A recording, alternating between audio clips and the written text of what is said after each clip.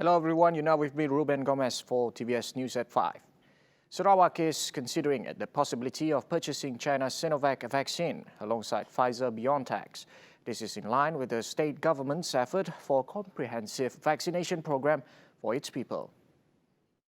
It is learned that a number of people prefer the Sinovac vaccine instead of the Pfizer, while a few others are yet to register as they are waiting for the vaccine. Pakai Pfizer. Jadi kita tu ada Sinovac juga. Jadi itu pulang kepada keputusan KL. Not ni yang boleh. Jadi peruntukan yang disedia oleh kerajaan kita ialah Pfizer. Saya difahamkan kebanyakan juga orang suka dengan Sinovac. Some people prefer Sinovac then Pfizer. Ada orang si mau register yang nunggu Sinovac. The decision was made following experts' advice led by Dr. Andrew Kiu and not from the state government. The Sarawak state government is still in talks to procure its own supply of vaccine. The Ministry of Tourism, Arts and Culture, MOTAC, is ready to welcome international visitors to Malaysia again, with its set of standard operating procedures in place. Top on its list is the adherence to COVID-19 screening before arrival. 6 Asian countries are being identified by MOTAC to form a travel bubble agreement, which includes Singapore, Korea, Japan, Vietnam, China, and Brunei. However, international border opening is still subjected to the federal government after careful evaluation of the current COVID-19 development. Since its operation on March 3, 2021, the Tudan Clinic drive-through pharmacy service had registered some 500 patients. The project had helped reduce exposure to COVID-19 by reducing the congestion in the clinic. And that's why with this drive-through pharmacy, we will help also to reduce these possible infections among our patients here. As I said just now, we have 700, what are 700? Excluding those people who come here to get their medicine. And you just heard from our organization chairman, they said 500 people already registered for this drive-through. The facility is beneficial towards minimizing human physical contact and thus reducing the COVID-19 infection risk. The drive-through pharmacy caters only to patients coming to collect balanced medication. That is, the first-time medication that they take must be collected at the clinic's pharmacy counter for counseling and assessment purposes. Ubat-ubatan akan disediakan sebelum tarikh temujanji pengambilan ubat susulan. Pesakit hanya perlu pandu lalu di kabin farmasi terus mengambil bungkusan ubat mereka lalu balik. The police has detained a 31-year-old local man suspected to be a drug trafficker in Bintulu at Medan bus terminal. They seized 92 grams of ketamine and ecstasy, estimated to be worth 11,100 ringgit. Bintulu Police Chief Superintendent Zulkifli Suhaili said the man was detained during a raid by the District Narcotics Criminal Investigation at 8:15 a.m. Monday. He said prior to the arrest, the suspect was acting suspiciously at the bus terminal area.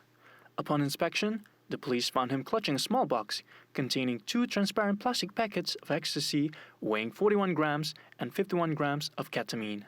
Zulkifli said the suspect has no prior criminal record and tested positive for drugs. The suspect has been remanded under Section 117 of the Criminal Procedure Code to help with investigation. A thorough investigation will be carried out to find out the source of the substance and where it would be distributed. Hello there. The Ministry of Domestic Trade and Consumer Affairs will focus its law enforcement on tackling cybercrime. The ministry's approach includes upgrading the skills of their officers in detecting and overcoming cybercrimes such as online fraud. Its minister, Datuk Sri Alexander Nantalinggi, said the cybercrime rate is increasing during the time of COVID-19 pandemic. He said this has become an alarming threat to the digital economy. Secara spesifik saya lihat mereka ini perlu diberi ruang dan peluang untuk mereka mengikuti kursus, ya.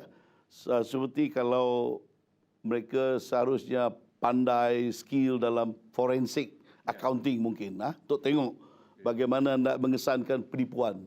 So kita akan mohon daripada kerajaan supaya bagi sektor penguatkuasaan kami di Kabinet NHB akan diberi ruang dan peluang untuk mereka ini dapat kita pertingkatkan kebolehan ataupun kelayakan mereka dalam menangani masalah yang sangat sofistikated. Nanta also stated his understanding of the needs of local businesses in addition to the challenges that they had to face. He said his ministry will help them by overcoming cybercrime, thus assist them in adapting to the changes of global business. The Malaysian Meteorological Department today issued a weather alert warning of heavy rain for several areas in Johor, Sarawak and Sabah. Areas experiencing heavy rain downfall in Sarawak include Kuching, Serian, Semarahan, Siraman, Betong, Serikei, Sibu, Mukah and Kapit starting today. Meanwhile, affected areas in Johor are Mersing and Kota Tinggi and Tawau District in Sabah. The wet weather is expected to last until Thursday. With roads cut and houses inundated by flood water along Australia's Hawkesbury River, evacuation by boat was the only option for many residents on Tuesday. A New South Wales State Emergency Services SES vessel overturned when evacuating a family of 4, leaving the group drenched and shocked. Fortunately, another boat was close by to ferry the mother, father, and 2 daughters to safety. The National Weather Agency has posted severe weather warnings in every mainland state or territory but one, affecting around 10 million people in a country of 25 million, across an area the size of Alaska. No deaths were reported, but thousands of people have been rescued by emergency services in recent days. About 18,000 people have been evacuated, with authorities expecting about 15 others to join them. Well, that's conclude the news at 5. Remember, 11:30 p.m. with Cheryl Shaminiato for the Nightline. Ruben Gomez, anytime, anywhere.